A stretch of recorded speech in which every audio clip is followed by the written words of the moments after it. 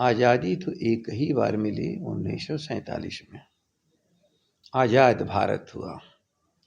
लेकिन आज़ाद भारत के भीतर संविधान को स्थगित किया गया था।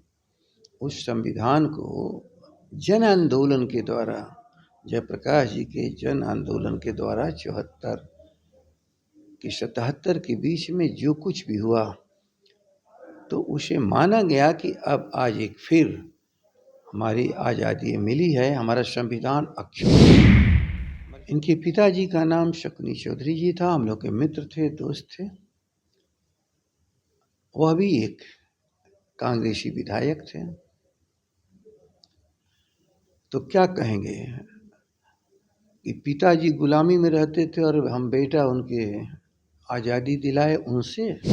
भारतीय जनता पार्टी ने आज़ादी को 1947 में नहीं बल्कि 1977 में बताया है। बात करेंगे, हमारे साथ आरजेडी के प्रदेश अध्यक्ष और वरिष्ठ नेता जगदानंद सिंह हैं, उनसे कि आखिरकार इस बात को कहने का क्या मतलब है कि 1977 में आज़ादी मिली है, 47 में नहीं। अब जिसने कहा है इसका जवाब तो वो न दे सकते हैं कि मैं क्या दे सकता हूँ। अब सवाल उन्होंने उठाया है और जवाब हमसे आप पूछ रहे हो। लेकिन जहाँ तक मैं समझ रहा हूँ, जयप्रकाश जी के आंदोलन के बाद जो सरकार बनी उसे दूसरी आज़ादी कहा गया।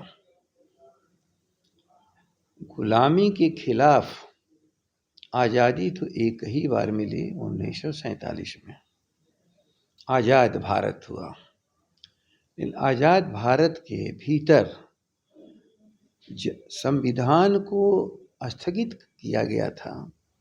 उस संविधान को जन आंदोलन के द्वारा, जयप्रकाश जी के जन आंदोलन के द्वारा 74 की 77 के बीच में जो कुछ भी हुआ, तो उसे माना गया कि अब आज एक फिर हमारी आज़ादी मिली है, हमारा संविधान अक्षुण्ण है, हमारे संविधान के खिलाफ कोई नहीं जा सकता है। अब ये उसी को असली आज़ादी कह रहे हैं, तो मुझे लगता है थोड़ा सा अपने इतिहास में जाएं। अपने इतिहास में इनके पिताजी का नाम शकुनी चौधरी जी था, हम लोग के मित्र थे, दोस्त थे। वह भी एक कांग्रेसी विधायक थे। तो क्या कहेंगे कि पिताजी गुलामी में रहते थे और हम बेटा उनके आज़ादी दिलाए उनसे। दोनों बातों को एक में नहीं मिलाना चाहिए ना। कई चीज़ें बहुत एक दूसरे को उलझा देती हैं। निश्चित रूप से संविधान को स्थगित किया गया था और संविधान को स्थगित करने को फिर से उसको रिस्टोर किया गया और फिर चुनाव हुआ। जिन्होंने वो भूल की थी वो समझदार शायद थे और तुरंत अपने भूल को सुधार लिया। अब यही सवाल उठता है, संविधान ही बदलने की बात, वो तो स्थगित था, बदलने की बात हो रही है। कितना खतरनाक बात है। सम्राट जी जल्दी भागिए आप वहाँ से जहाँ हो। अब वो कौन सी गुलामी पैदा करना चाहता है? एक संविधान नहीं तो आज़ादी नहीं। एक स्थगित किया था, एक बदलने की ही बात कर रहा।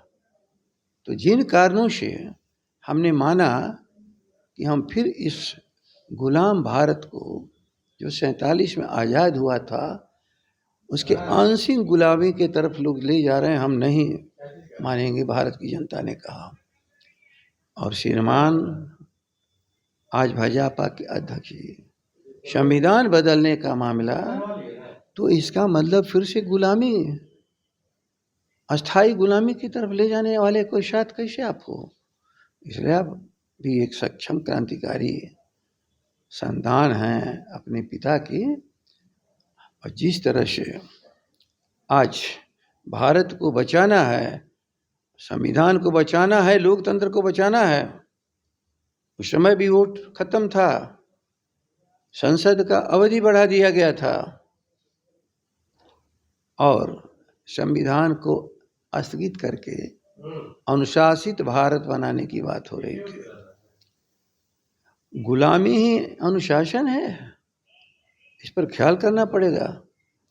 धार्मिक गुलामी हो, संवैधानिक गुलामी हो, अपराधियों का तो सत्ता में बैठ जाने का प्रयास हो, इस देश को खंडित करने वाले लोगों का प्रयास, हिंदू मुसलमान करने वालों की बात जो यहाँ पर करता है, भारत में उन्माद पैदा करके, भारत को तबाह करके, भारत में जो संविधान, जिस आज़ादी के मूल्यों को संविधान में सजाया गया, वादी के रूप में जनता ने माना, लोकतंत्र का अधिकार मिला, और बाबा साहब आम्बेडकर ने उस संविधान की हमारी किताब और पुस्तक ड्राफ्ट के रूप में संविधान सभा के अंदर रखा, और भारत की जनता अपने लिए अपने द्वारा संविधान का निर्माण किया। वही इसका प्रथम शब्द है। और लोकतंत्र, समाजवाद, धर्मनिरपेक्षता इस भारत की प्रेम्बुल है, प्रस्तावना। कौन सा परिवर्तन आप करना चाहते हो भाजपा के लोगों? लोकतंत्र को खत्म करोगे? समाजवाद को खत्म करके क्या चाहते हो? इन उन्मादियों के, धार्मिक प्रचारकों के हाथों में दे देना? आप क्या चाहते हो? भारत को खंडित करा देना?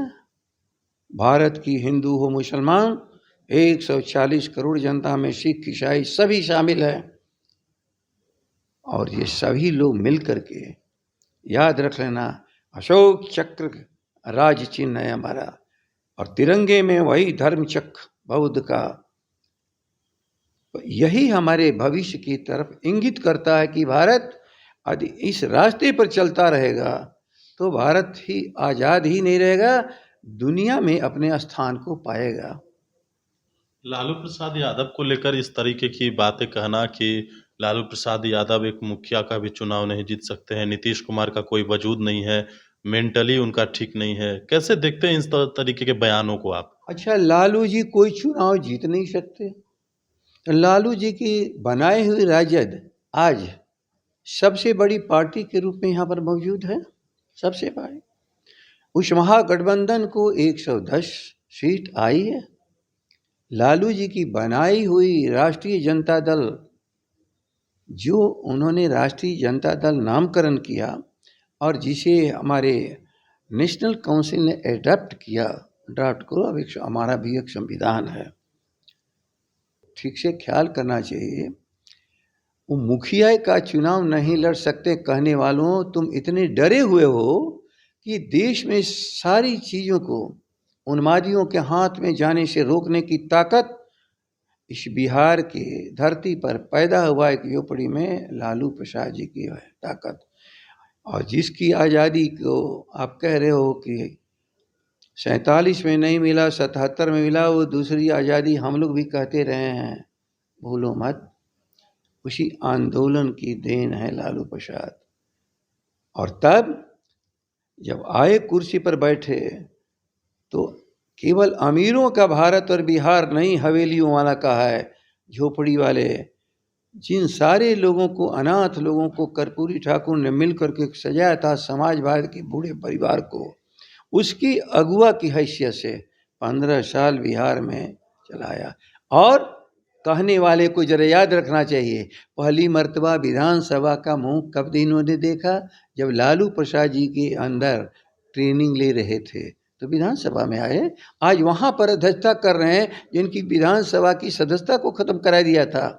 तो जिस आदमी को सम्राट जैसे एक व्यक्ति को पैदा करने की क्षमता हो कि आज एक राष्ट्रीय पार्टी के प्रदेश का अध्यक्ष बना हुआ है, तो इसलिए अपने गर्भ पर लात नहीं मारना चाहिए, गर्भ को दोषी मत कहना चाहिए। तो माँ को जिस तरह दोषी बेटा बना दे, उसी तरह यह दोषी इस राष्ट्रीय जनता दल को बना रहे हैं जहाँ से इनकी उपज हुई थी। सवाल ये भी एक आखिरी सवाल रहेगा कि नीतीश कुमार को लेकर वो कह रहे हैं कि नीतीश कुमार का कोई वजूद नहीं है, और लालू प्रसाद यादव अपने बेटे को सेट करना चाहते हैं, लेकिन वो कभी मुख्यमंत्री बनेंगे नहीं, नीतीश कुमार कभी कुर्सी छोड़ने वाले नहीं है। वो अधिक हम लोग से जानते होंगे। आज हैं वो मुख्यमंत्री, और भविष्य में वही मुख्यमंत्री बनेगा जिसको जनता बनाएगी। जिसको जनता ने मुख्यमंत्री बनाया है वही जनता भविष्य के बिहार के मुख्यमंत्री को भी बनाएगी। और देश का नेतृत्व कौन बिहार की तरफ से करेगा, वो बिहार की जनता बताएगी। लेकिन कहा जा रहा है कि 2020 में मैंडेट तेजस्वी यादव को मिला था।